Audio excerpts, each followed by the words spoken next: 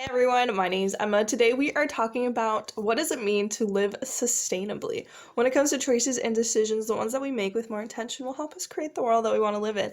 So we talk about here on this channel, how can we take lessons that exist all around us and bring them into our lives to create the life that we want. Sustainable living, minimalism, what are you supposed to do? What is zero waste? These are terms that are constantly being thrown around, and honestly, a lot of people have very mixed opinions about it. Some people think that you have to do it all or nothing.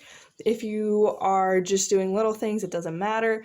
Zero waste is the only way to do it. Minimalism, it's again all or nothing. You have to get rid of 90% of your stuff. You can never buy anything ever again. That's what a lot of people associate with sustainable living. And I just want to talk a little bit more about what is sustainability? What does it actually mean? And sustainability just simply means that you can continue to do something for a long period of time. Now, it's often associated with resources, and this generation is using resources, so future generations can have access to the same amount of resources and can live a similar lifestyle. And that's really what it is. How long can we sustain a certain lifestyle, and how long can we continue to do that? And the thing is, a lot of times we look at the zero waste trends or minimalism and are forced to believe that is the goal of sustainable living. That we need to never use shampoo again, that we never can use plastic again, and all of these extremes, one way or the other, all or nothing. You have to be this, you can't be that. And the truth about sustainable living is creating a life for yourself that you can continue to live for a long time. Now, that includes financially, emotionally, spiritually, mentally, and physically. Those are all the different types of freedom that we've talked about on this channel. And when it comes to living sustainably, how are you living in each of those categories? And what are the best ways to actually live out in all of those ways? How do you do it currently? And can you continue that every single day? One of the best ways for me to explain that is, say you ate pizza today. All right, not a big problem, that's fine. What if you ate it every single day this week? All right, okay, you probably wouldn't enjoy that. What if you were to eat it every single day for a year, multiple years? How could you sustain that? What would be the consequences of that? What would be the outcome of doing such actions? And the thing is, many of us will not realize what's going on because we're doing little things over and over again and it's adding up and we have no idea how. We need a lot more self-awareness and self-reflection to actually even understand what life we're living right now, what kind of lifestyle, how do we approach things, how do we spend money, what is our relationship with our emotions, what is our relationship with people in our lives, what is our relationship with ourselves. And to me, sustainable living is understanding every single one of these categories and doing your best in all of them. And oftentimes, a lot of the things that we're doing to try and find some validation outside of ourselves, trying to bring items in with an agenda, trying to create something out of nothing, or trying to force potential onto people, onto items, and really handing out our power that we have over our own lives to other people, to situations. And by doing that, we also give away our responsibility to take control of our lives. With great power comes great responsibility, and when we finally realize how much power we have over our own lives, every choice we make, every decision, every time we choose to react in a certain way, we can always choose to react in another. Every time you choose something, you're equally not choosing something else. And when we take a moment to look at life that way and really evaluate what is happening in this direction, what is happening that, how can I approach them in a way that is better for me and for the people around me? When we start doing better for ourselves, we end up creating worlds where other people are living a better life for themselves too. You're creating boundaries, you're enforcing different modes of communication that are better for both of you. You're not dependent on their reaction, you're not dependent on their opinion. You are able to sustain that relationship for a long time and the relationship you have with yourself, because you are able to find validation in your own actions, in the way that you move through the world, and in that you are beginning to live sustainably. Sustainable living doesn't mean you just get rid of plastic. It means that you are looking at your life and reevaluating why you have certain possessions in your life. And once you reevaluate that, you can then start moving forward. Do I actually need all of these clothes? Do I actually need all of these things? Why do I have this stuff in my life? What validation is it bringing me that I can now harbor from myself and create based off of the actions that I do that are in alignment with who I am? So sustainable living turns into, what can I do every single day that aligns with what I want to be doing? And most of the time, the stuff that we own, the food that we eat, then becomes a tool to get us to the best version of ourselves. Many of us find comfort in food, find comfort in our stuff, find validation in these things. And when we do that, we are setting us up for failure. We're setting us up for looking at the world and expecting somebody else to take responsibility for our own lives.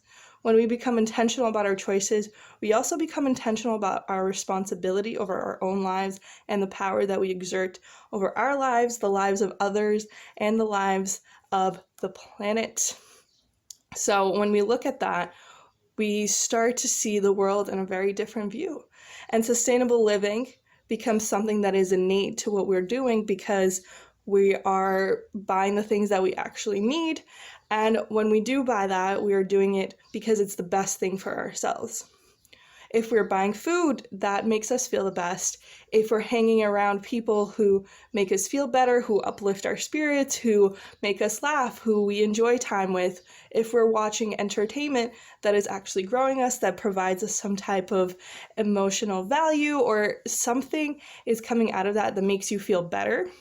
And that should really be the goal of all this. How can I make myself the center of everything that I'm doing? Because currently, many of us are not doing that. We're not doing what's in our best interest. And if we cannot do what's in our best interest, we cannot do what's the best interest for anybody else. And because of that, we get into this lull of, well, I don't care who is hurt by the fact that I'm buying cheap clothing, or where I'm spending my money, or who I'm annoying in the process, or who I'm complaining to, because we don't have any sort of agency of responsibility when it comes to those decisions, or to those choices, or to those people. You cannot care about somebody else until you start understanding and caring about yourself. So how do we get there? How do we start caring about ourselves? Do I need to go and now read 1,000 books? Do I need to go and buy a lot of stuff to become self-aware?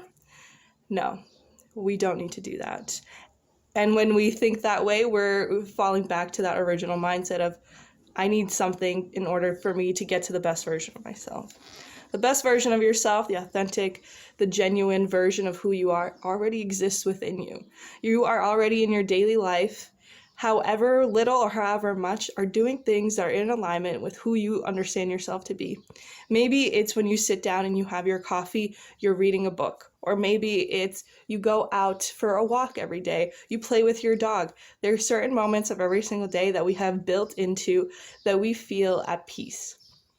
It might not last for a long time, it might only be a few minutes, but it is moments of every single day where we have built that in, because we couldn't function if we hated our entire day all the time, if we just complained from the moment we woke up to the moment we went to bed, or just hated everything. Or if we are at that point, maybe it's time to just take a step back and realize, what are the actions that you are doing every day? Write those out and then figure out why you're doing them. Are you getting up really late and going late to work because you don't want to be at that job? Are you eating unhealthy because you are having a place to complain about when it comes to your weight or how your physical body looks? Are you choosing not to exercise because you can't get over that emotion of, I can't do it, or you feel stuck because of something that happened before when you were trying to exercise?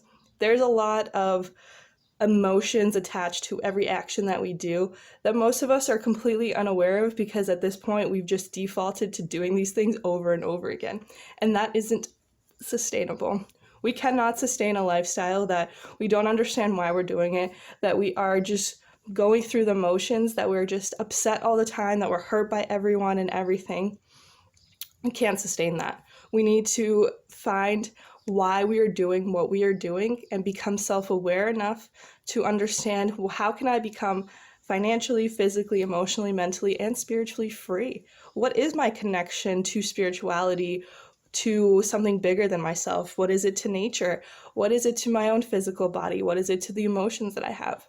We all run on emotions, we all have a physical body, and we all have to nourish that body in a certain capacity. And many of us are using things that should be tools to make your body feel better, to move your body, to make it the best version that it can be, so you can release the chemicals in your body that need to be released in order for you to feel happy or to feel your best, for your physical and biological health to be at its best.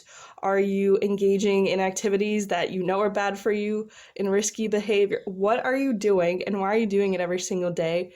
How is that aligning with who you want to be and who you actually are? Of course, I'm not a therapist or any of these things, and you should, of course, seek out these resources if you feel that you need them. And there's many videos out there on questions you can ask yourself, ways to start approaching this, and there's going to be many more videos about this. What do you do? How can you do it? And how can you do it even better every single day? And the thing is, we just have to start making the steps. We just have to start somewhere. And even the journey of 1,000 miles start with one step, and we just have to start somewhere, wherever way you can be, becoming more aware of what you're doing throughout the day. How many times do you feel like you have to snap back into reality, and then you're looking at like what you're doing, you're like, I don't even remember the past 5 minutes, 10 minutes. I don't remember my whole day because I was just on autopilot. And when we snap back into reality, how long can we hold that reality? Can we do it for a sustained amount of time? And when we start to just become observers of the life that we live, we can become more objective of the decisions that we're making, because we're not judging ourselves. We can just take a moment and say, all right, well, I'm doing this. This is how I'm currently feeling about all these situations. How do you actually want to feel? And the thing is, it's not easy to do all of this. It's not easy to write down your emotions. It's not easy to go through the actions that you do every single day and figure out why is it that you're doing this. But it's not easy to live the other side of life. It's not easy to go through life, hating different things, complaining about life, being upset, always just striving for a goal, getting the goal, and then being happy for 5 seconds, and then there's a new goal. Life isn't easy. Both of these are difficult, but you have to choose your difficult. One of these you can sustain for a long time, but again, that isn't easy. It's not easy to be aware of your emotions, to be aware of why you're doing things. And your self-awareness is not a one-time thing. It's something you have to constantly choose. You have to choose it every single day. And in every moment, we get to choose. How are we going to emotionally react to the situation? How are we going to spend this time? How are we going to spend our money? Because money literally was at one point in time that somebody exchanged with you to get money. And now, how are you using that money? How are you using your time? And time is reflected in everything that we do. We can choose to spend 5 hours watching a TV show, which we can do, and it's sometimes something that we need to do.